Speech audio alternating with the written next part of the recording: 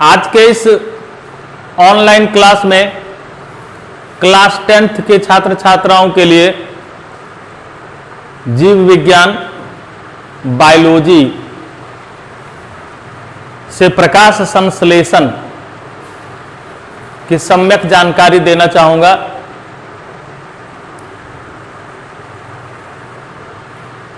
क्योंकि आपको बायोलॉजी में प्रकाश संश्लेषण जानने के बाद ही आप श्वसन को अच्छी तरह समझ पाएंगे। तो श्वसन से संबंधित पहलुओं को जानने से पहले आपको प्रकाश संश्लेषण की अच्छी जानकारी होनी चाहिए। इस उद्देश्य से मैं प्रकाश संश्लेषण आज के इस क्लास में उपलब्ध करा रहा हूं। प्रकाश संश्लेषण जैसा कि शब्द है, यह अर्थ स्पष्ट करता है। प्रकाश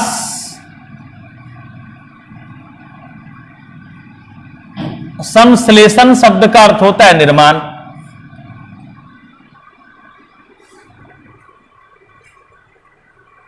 कृत्रिम तरीके से जब किसी वस्तु का निर्माण हम करते हैं तो इस क्रिया को सिंथेशन के नाम से जाना जा सकता है, जिसके आधार पर हम लोग जानते हैं कि यह आर्टिफिशियल है कि सिंथेटिक है, यानी नेचुरल है या आर्टिफिशियल है। तो सिंथेसिस शब्द का अर्थ होता है निर्माण करना, बनाना। ऐसे तो पेड़ पौधे के में प्रकाश संश्लेषण की क्रिया होती है। सभी पेड़ पौधे प्रकाश संश्लेषण की क्रिया करते हैं, तभी जैव अणुओं का निर्माण होता है, भोजन अणु का निर्माण होता है। तो प्रकाश की उपस्थिति में होने वाली यह एक रासायनिक अभिक्रिया है। केमिस्ट्री में आपने रासायनिक अभिक्रिया कितने तरह के होते हैं, तो उसमें एक प्रकाश रासायनिक अभिक्रिया की चर्चा होती है। प्रकाश रासायनिक अभिक्रिया स्पष्ट करता है यह एक वैसी अभिक्रिया है जो प्रकाश की उपस्थिति में संपन्न होती है। प्रकाश उस अभिक्रिया को कराने में मदद करती है। प्रकाश संश्लेषण क्या है? वायुमंडल से CO2 और पृथ्वी से जल लिया गया,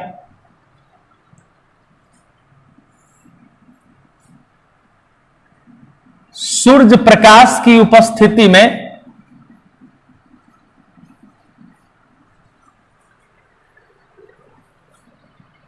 C6H12O6 का निर्माण हुआ।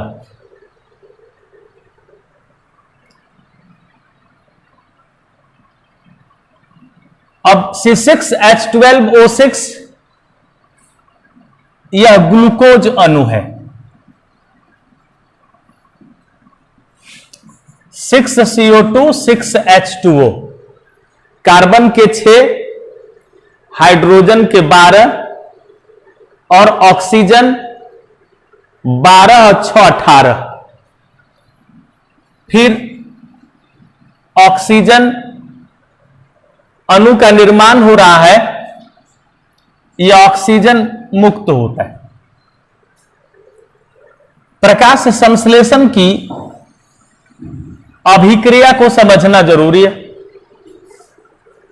वायुमंडल से CO2 और मिट्टी से जल का अवशोषण किया गया और इन दोनों अणुओं की सहायता से सूर्य प्रकाश की उपस्थिति में, तब यह सूर्य प्रकाश क्या कर रहा है, इसमें एक उत्प्रेरक लगा। वो उत्प्रेरक है क्लोरोफिल। आप जानते हैं कि उत्प्रेरक का काम है रासायनिक अभिक्रिया की गति को बढ़ाना, उसे उत्तेजित करना। खुद रासायनिक अभिक्रिया में क्लोरोफिल भाग नहीं लेगा, लेकिन अपनी उपस्थिति में रासायनिक अभिक्रिया कराएगा। प्रकाश संश्लेषण की क्रिया में उत्प्रेरक की जो भूमिका है इसकी चर्चा की जाएगी। यहां 4 तरह के उत्प्रेरक काम करते हैं, chlorophyll A, chlorophyll B, xanthophyll और कैरोटीन। अभी लिख दिया जाएगा आगे, लेकिन मुख्य रूप से यह जानना है कि प्रकाश संश्लेषण में जो उपयोगी वस्तु है, प्रकाश संश्लेषण में प्रयुक्त कच्ची सामग्री,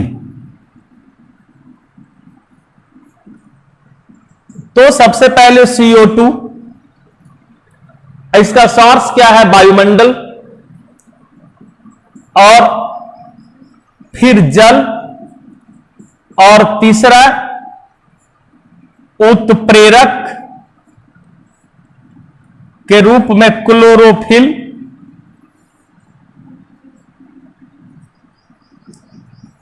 फिर प्रकाश।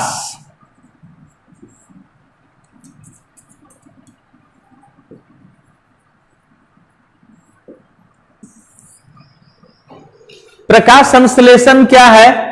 तो सभी हरे पौधे प्रकाश संश्लेषण की अभी परिभाषा में जोड़ने का तात्पर्य क्या कि क्लोरोफिल होना चाहिए तभी हरा पौधा, क्लोरोफिल रहेगा तो हरा होना होगा। तो सभी हरे पौधे वायुमंडल से CO2 एवं मिट्टी से जल अणु को प्राप्त कर क्लोरोफिल उत्प्रेरक की उपस्थिति में सूर्य प्रकाश को लेकर रासायनिक ऊर्जा को, सौर ऊर्जा को रासायनिक ऊर्जा में बदलता है। प्रकाश संश्लेषण में मूल रूप से होता क्या है कि सौर ऊर्जा का विपास यानी ट्रैपिंग रासायनिक ऊर्जा में होता है, रासायनिक ऊर्जा में होता है। जब हम श्वसन बताने लगेंगे तो रासायनिक ऊर्जा से कन्वर्ट जो होगा,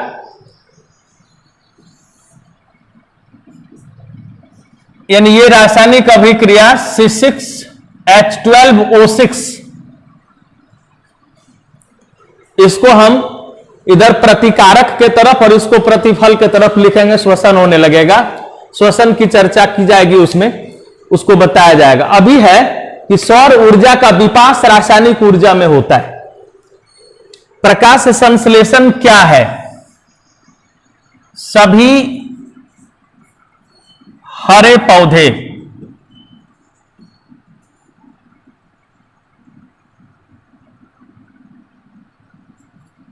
क्लोरोफिल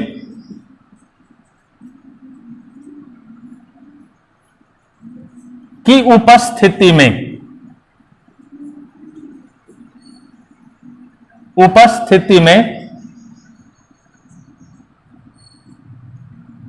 वायुमंडल से CO2 तथा मिट्टी से खनिज लवण एवं जल को प्राप्त कर सौर ऊर्जा मीन्स प्रकाश ऊर्जा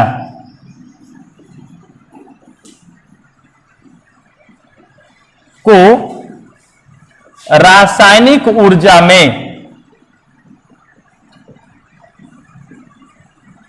बदल देता है, प्रकाश संश्लेषण कहलाता है। अब प्रकाश संश्लेषण में वायुमंडल से CO2 लिया गया, वायुमंडल में कार्बन डाइऑक्साइड औसतन 0.03% है।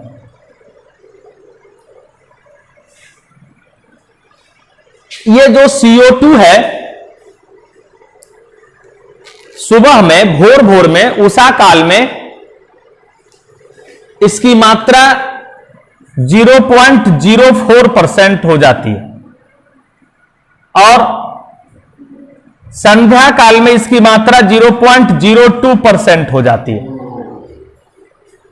इसका कारण क्या है कि रात में पेड़ पौधे भी श्वसन कर रहे होते हैं और सभी जीव जंतु भी श्वसन कर रहे होते हैं। तो पेड़ पौधे भी CO2 छोड़ रहे हैं और सभी जीव जंतु भी CO2 छोड़ रहे हैं, जिससे वायुमंडल में CO2 की मात्रा बढ़ जाती है। तो भोर होते होते वायुमंडल में CO2 की मात्रा बढ़कर 0.04% हो जाती है। जैसे ही सूर्योदय होता है, प्रकाश का आगमन होता है, प्रकाश संश्लेषण की क्रिया प्रारंभ हो जाती है। प्रकाश संश्लेषण की क्रिया प्रारंभ हुई तो पौधों में श्वसन की जो दर है वो घटती है। जैसे जैसे प्रकाश संश्लेषण बढ़ते जाता है, श्वसन की क्रिया स्लो होते जाती है, घटते जाती है। सुबह में प्रकाश संश्लेषण कम होता है, क्योंकि सुबह में भोर भोर में प्रकाश की मात्रा कम होती है। शाम में भी प्रकाश की मात्रा कम होती है। जिस समय प्रकाश की मात्रा कम होगी उस समय प्रकाश संश्लेषण कम होगा। जब प्रकाश संश्लेषण कम होगा तो श्वसन ज्यादा होगा। सुबह से प्रकाश संश्लेषण बढ़ता है और श्वसन धीरे धीरे घटता है और लगभग मध्याह्न में प्रकाश की मात्रा पर्याप्त होती है, प्रकाश संश्लेषण अपनी चरम सीमा पर चली जाती है तो श्वसन अपने निम्न सीमा पर चली आती है। श्वसन की दर बिल्कुल घट जाती है मध्याह्न काल में। फिर मध्याह्न काल के बाद धीरे धीरे धूप जैसे जैसे कमते जाएगा, प्रकाश संश्लेषण घटते जा रहा है और श्वसन बढ़ते जा रहा है, और फिर प्रकाश संश्लेषण घट रहा है, श्वसन बढ़ रहा है।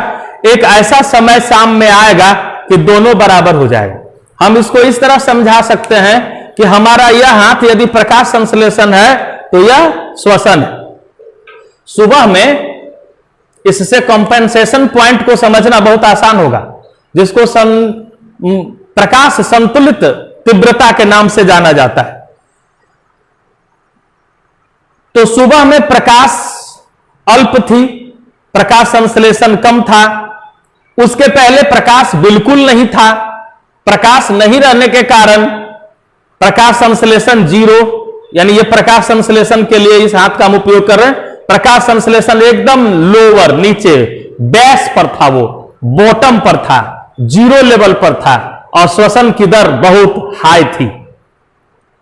रात में प्रकाश नहीं होने के कारण प्रकाश संश्लेषण 0, श्वसन मैक्सिमम लेवल पर। जैसे ही सुबह हुआ, प्रकाश पहुंचा, प्रकाश संश्लेषण शुरू हो गई। अब प्रकाश संश्लेषण 0 से 1 और इधर श्वसन की क्रिया घटते जा रही है। प्रकाश संश्लेषण जैसे जैसे बढ़ेगा श्वसन घटते जाएगा, फिर दोनों बराबर हो जाएगा। जिस समय दोनों बराबर हो जाता है उस समय प्रकाश संश्लेषण जो ऑक्सीजन देगा, प्रकाश संश्लेषण से जो ऑक्सीजन निकलता है उस ऑक्सीजन का उपयोग श्वसन करेगा, और श्वसन जो ऑक्सीजन देगा, कार्बन डाइऑक्साइड देगा, उस कार्बन डाइऑक्साइड का उपयोग प्रकाश संश्लेषण करेगा। हम यहां देख रहे हैं इस समीकरण में कि कार्बन डाइऑक्साइड चाहिए प्रकाश संश्लेषण में और ऑक्सीजन मुक्त होगा, रिलीज होगा, और श्वसन में ऑक्सीजन चाहिए, कार्बन डाइऑक्साइड मुक्त होगा। इसलिए हमेशा फिक्स रूप से यह जानना है कि श्वसन की क्रिया जब भी होगी उसमें ऑक्सीजन का उपयोग होगा और CO2 रिलीज होगा, और जब प्रकाश संश्लेषण की क्रिया होगी तो CO2 यूज होगा और ऑक्सीजन रिलीज होगा। तो जिस समय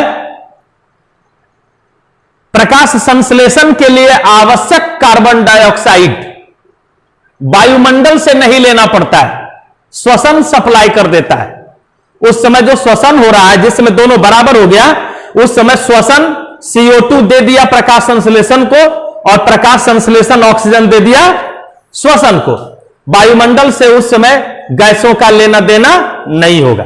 फिर शाम में अभी यानी जो टाइम है, जैसे ही शाम होना शुरू हो जाता है, प्रकाश की मात्रा घटने लगती है। प्रकाश की मात्रा जैसे ही घटने लगती है, वैसी स्थिति में दोनों का वैल्यू बराबर होने लगता है, प्रकाश संश्लेषण और श्वसन का रेट इक्वल होने लगता है। वैसी स्थिति में फिर प्रकाश संश्लेषण को जो कार्बन डाइऑक्साइड चाहिए वो श्वसन देगा, श्वसन को जो ऑक्सीजन चाहिए वो प्रकाश संश्लेषण देगा। वायुमंडल से उस समय लेने देने की जरूरत नहीं होगी। इसको संतुलित प्रकाश तीव्रता कहते हैं। तो इस वर्ड को इसमें जानना जरूरी है, संतुलित प्रकाश तीव्रता, कंपेंसेशन पॉइंट इसको कहा जाता है। लिख नहीं रहे हैं, डायरेक्ट बता रहे इसको।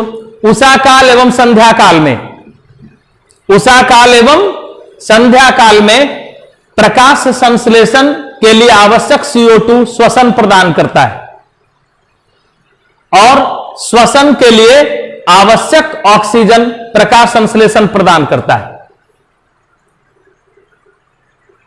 उस समय वायुमंडल से प्रकाश संश्लेषण की क्रिया में कार्बन डाइऑक्साइड लेने की जरूरत नहीं होती और श्वसन के लिए वायुमंडल से ऑक्सीजन लेने की कोई जरूरत नहीं होती है। इसे संतुलित प्रकाश तीव्रता कहते हैं। तो मैं परिभाषा बोल रहा हूं, उषा काल एवं संध्या काल में प्रकाश संश्लेषण के लिए आवश्यक CO2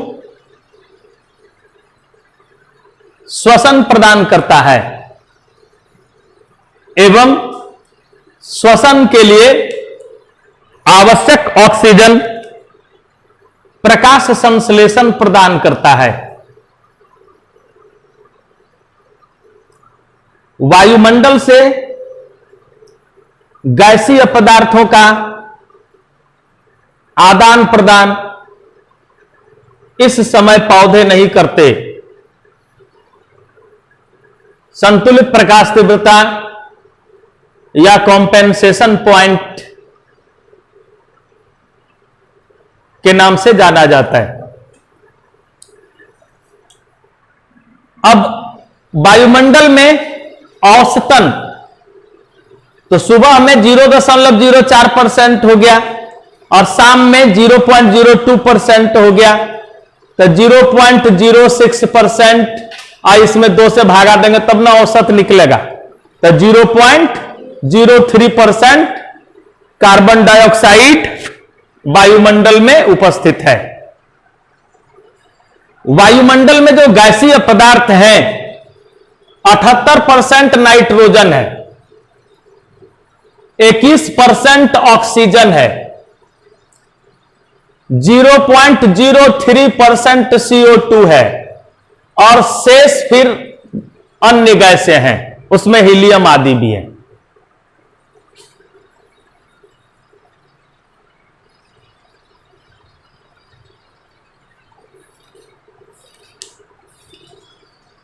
H2O ये जमीन से लिया गया।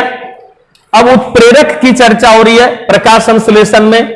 तो उत्प्रेरक 4 तरह के होंगे, chlorophyll A, chlorophyll B, xanthophyll और कैरोटीन। ये 4 तरह के क्लोरोफिल प्रयोग में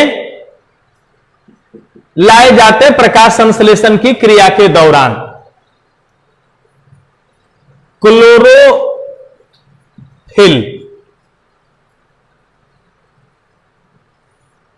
यह उत्प्रेरक है, कैटेलिस्ट है। यह रासायनिक अभिक्रिया के वेग को बढ़ाएगा। ऐसे उत्प्रेरक अभिक्रिया के वेग को बढ़ाता है तो उसको धनात्मक उत्प्रेरक कहते हैं, अभिक्रिया के वेग को घटाता है उसको ऋणात्मक उत्प्रेरक कहते हैं। तो यहां उत्प्रेरक के रूप में यह प्रयुक्त है, यह धनात्मक उत्प्रेरक ही है। ये 4 तरह के हैं क्लोरोफिल। क्लोरोफिल ए,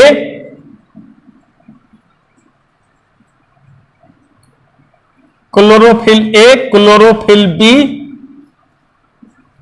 ज़ैंथोफिल और कैरोटीन।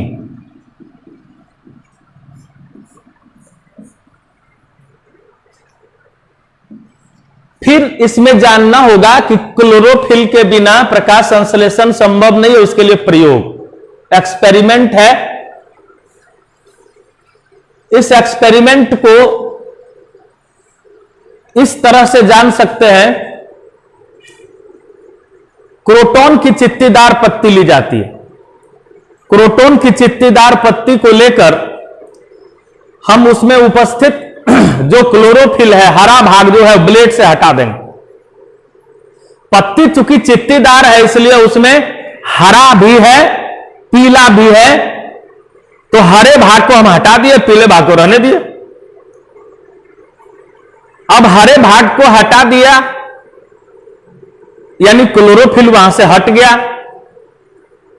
अब उसको हम धूप में रख देंगे, पेट्री डिश पर लेकर 2 से 3 घंटा तक उस पर प्रकाश पड़ेगा और फिर उस पत्ती को लेकर आयोडीन की बूंदें डालेंगे।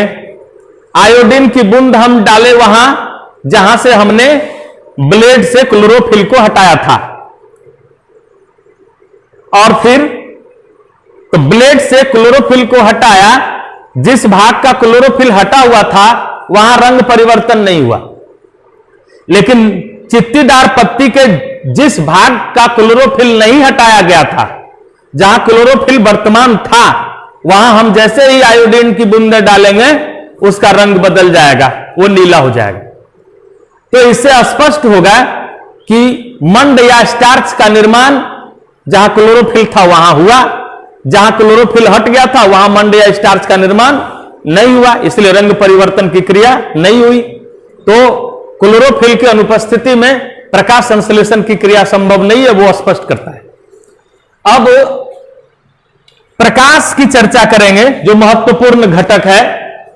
प्रकाश संश्लेषण की क्रिया में प्रकाश अपने साथ ऊर्जा को लाता है, और प्रकाश की जो ऊर्जा है वह इस बॉन्ड के निर्माण में CO2 प्लस H2O का जो बॉन्ड बनता है जिससे ग्लूकोज अणु का निर्माण होता है, ग्लूकोज अणु के बनने में उसका उपयोग हो जाता है। उस ऊर्जा का, प्रकाश में छिपी हुई ऊर्जा का उपयोग हो गया ग्लूकोज अणु के निर्माण में।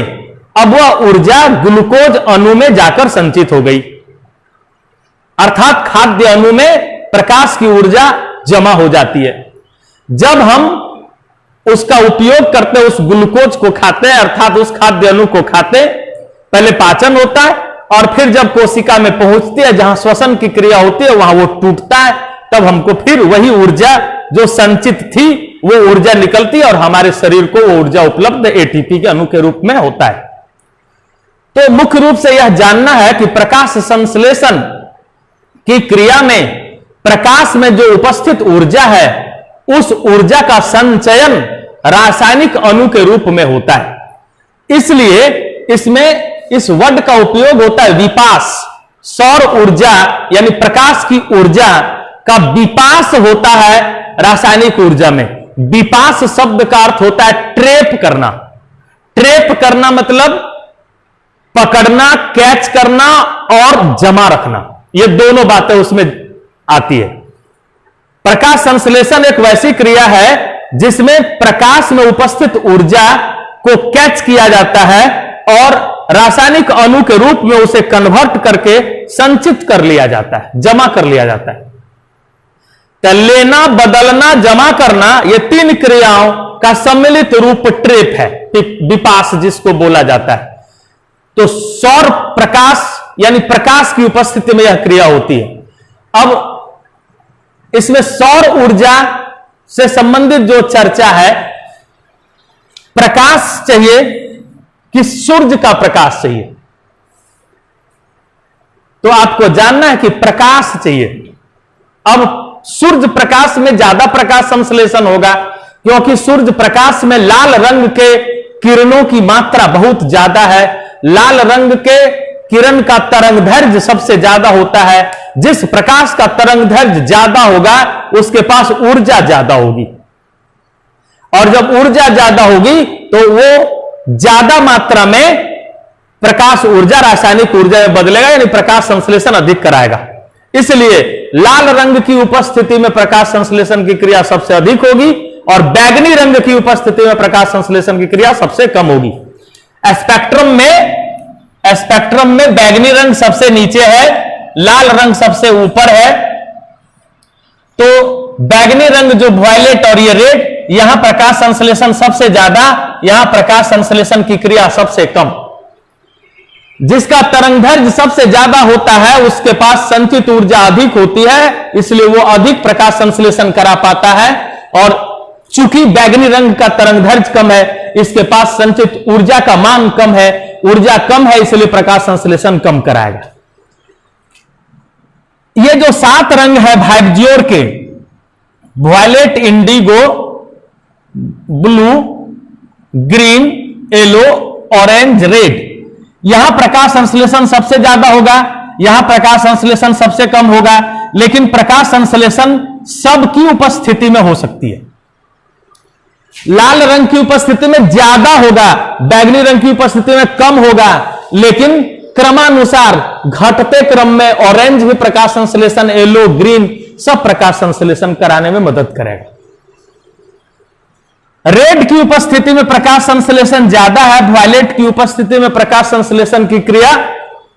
अब यहां एक बात जो आती है सामने, ग्रीन, चूंकि क्लोरोफिल है पत्तियों पर, तो जैसे ही प्रकाश का ग्रीन भाग वहां आता है उसको वो परावर्तित कर देता है। ग्रीन को वो रखता ही नहीं है, तभी तो ग्रीन दिखाई पड़ रही है पत्ती।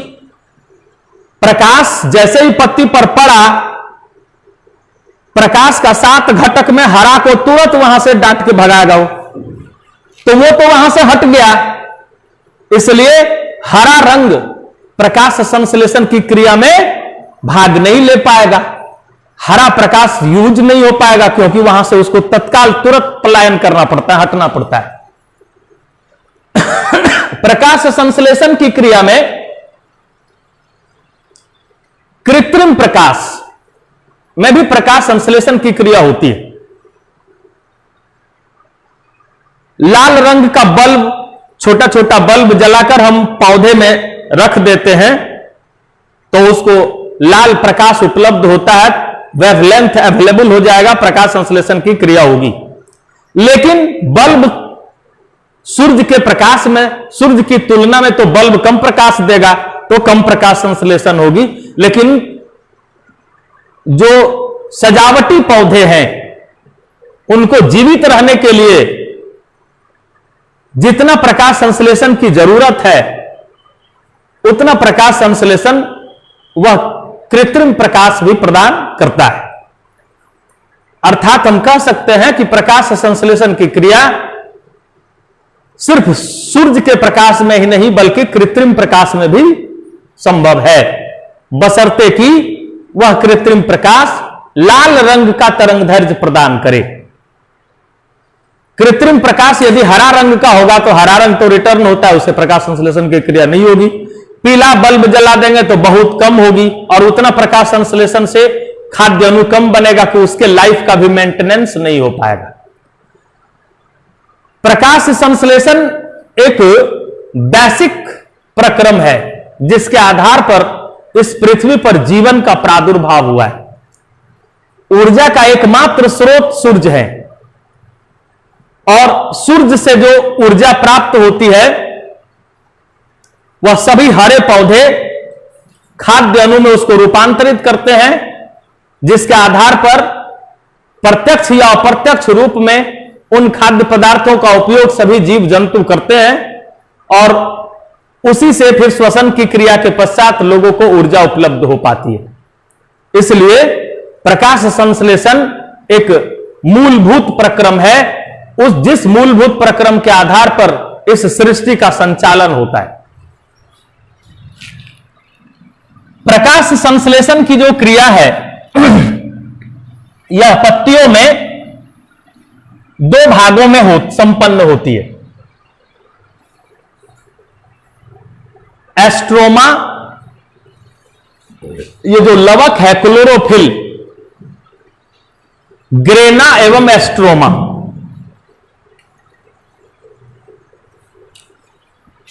पत्ती के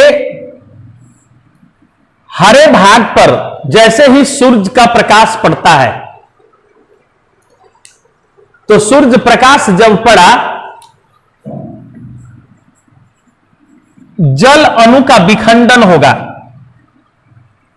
जल अणु हाइड्रोजन एवं ऑक्सीजन में टूटते हैं। हाइड्रोजन एवं ऑक्सीजन में जल अणुओं का विखंडन जो होता है, इसको हाइड्रोलाइसिस के नाम से जाना जाता है। यहां जो हाइड्रोलाइसिस की क्रिया हो रही है, यह प्रकाश की उपस्थिति में होती है। इसलिए प्रकाश संश्लेषण दो चरणों में संपन्न होता है, एक प्रकाश पूर्ण अभिक्रिया और एक अंधकार पूर्ण अभिक्रिया।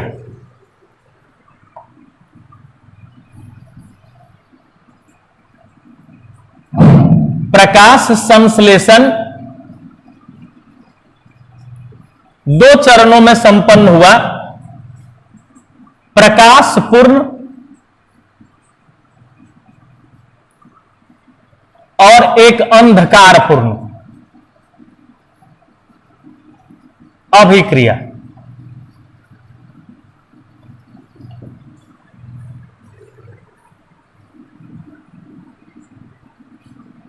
जल अणु प्रकाश ऊर्जा की उपस्थिति में टूटकर हाइड्रोजन एवं ऑक्सीजन प्रदान करता है। हाइड्रोजन फिर उस क्लोरोफिल के आंतरिक भाग में पहुंचते हैं, एस्ट्रोमा में, और वहां जाने के बाद यह क्रिया होती है। चूंकि आंतरिक भाग में प्रकाश पहुंच नहीं पाता है, तो वहां हाइड्रोजन ग्लूकोज अणु का निर्माण करेगा, जिसको अंधकार पूर्ण अभिक्रिया कहते हैं। तो प्रकाश पूर्ण अभिक्रिया क्या है? प्रकाश संश्लेषण की वैसी क्रिया जिसमें प्रकाश की उपस्थिति में जल अणु का विखंडन होता है, प्रकाश पूर्ण अभिक्रिया कहलाती है। जल अणु के विखंडन के कारण, विखंडन के दौरान ऑक्सीजन वायुमंडल में मुक्त हो गया। अभी हमने समीकरण दिया था, उसमें प्रकाश संश्लेषण की क्रिया के दौरान ऑक्सीजन वायुमंडल में निकल रहा है, तो यहीं से ऑक्सीजन निकलता है, यही प्रकाश पूर्ण अभिक्रिया के दौरान। यहां प्रकाश की उपस्थिति, यह बाह्य भाग है, क्लोरोफिल का बाहरी भाग में यह क्रिया होती है, जहां प्रकाश पहुंच पाता है। प्रकाश के पहुंचते ही जल अणु का विखंडन हुआ, जिसको हाइड्रोलाइसिस कहते हैं। इस हाइड्रोलाइसिस की क्रिया के क्रम में H2O और O2 में वियोजन हो गया जल अणु का। O2 वायुमंडल में मुक्त हो गया और H2 उस क्लोरोफिल के आंतरिक भाग एस्ट्रोमा की ओर अग्रसर होता है, जहां प्रकाश पहुंच नहीं पाता, वहां प्रकाश की अनुपस्थिति होती है। At the absence of the light, hydrogen reacts with CO2 and it gives glucose molecule, और वह ग्लूकोज मॉलिक्यूल में उसको बदल देता है।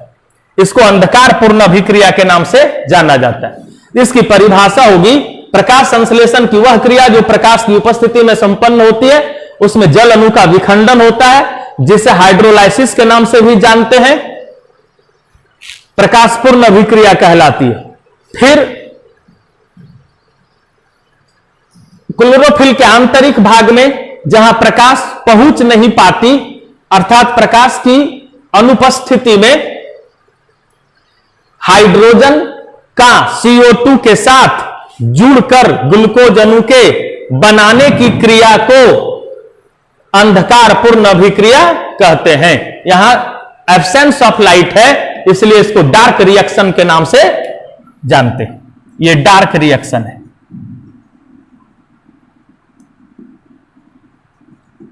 इस डार्क रिएक्शन में H2CO2 से जुड़ता है और यह ग्लूकोज प्रदान करता है।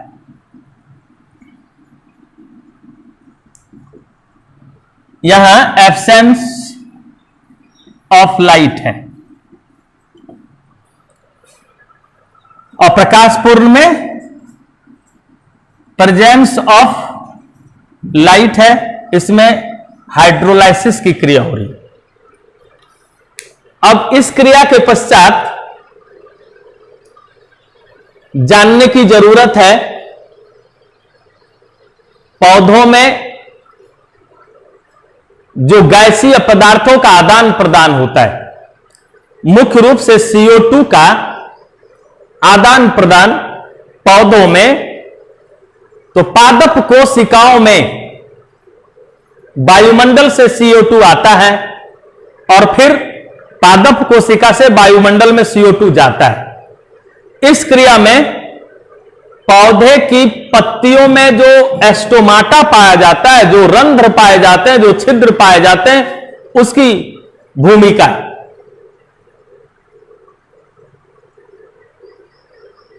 पौधे के पत्तियों के निचली सतह में रंध्रों की संख्या ज्यादा होती है, ऊपरी सतह में रंध्रों की संख्या कम होती है। एपिडर्मिस सेल में रंध्र विशेष रूप से पाए जाते हैं। एपिडर्मल कोशिकाएं रंध्र का निर्माण करने में मदद करती है। रंध्र जो होते हैं उसमें गार्ड सेल होता है, रक्षी कोशिका।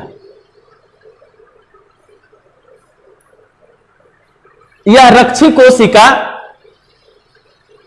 जल अणु को अवशोषित करता है और फूल जाता है।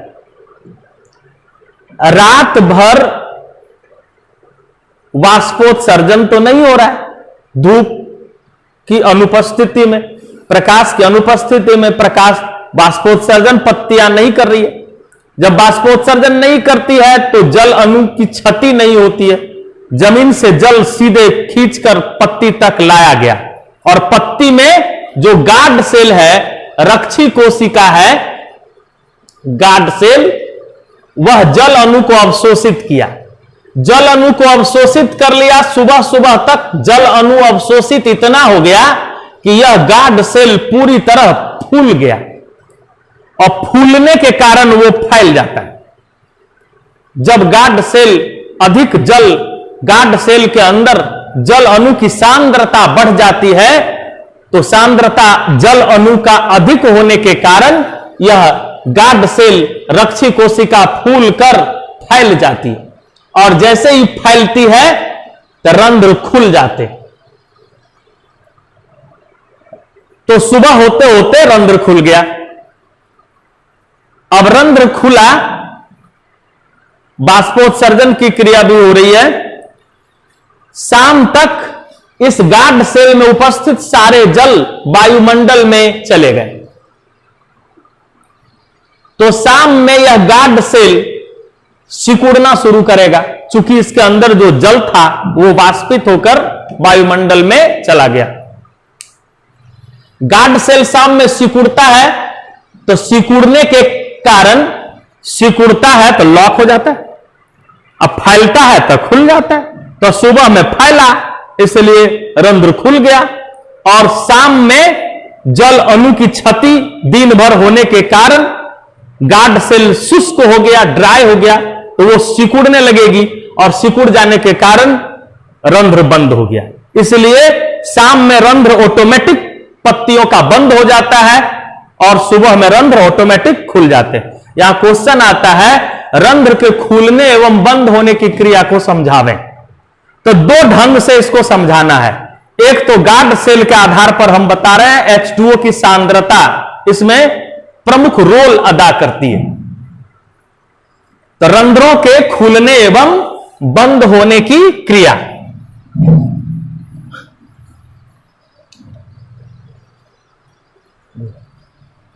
रंध्रों के फूलने एवं बंद होने की क्रिया। ये एक क्रिया है, ये गार्ड सेल के द्वारा, गार्ड सेल रक्षी कोशिका, इसको द्वार कोशिका भी कह सकते हैं। यह कोशिका रंध्र के चारों तरफ पाई जाती है। पैलिसेड उत्तक के एपिडर्मल सेल में यह विशेष रूप से पाया जाता है। यह ऑब्जेक्टिव आता है, पैलिसेड उत्तक याद रखना पड़ेगा, एपिडर्मल कोशिका में रंध्र पाए जाते, यह भी याद रखने की जरूरत है।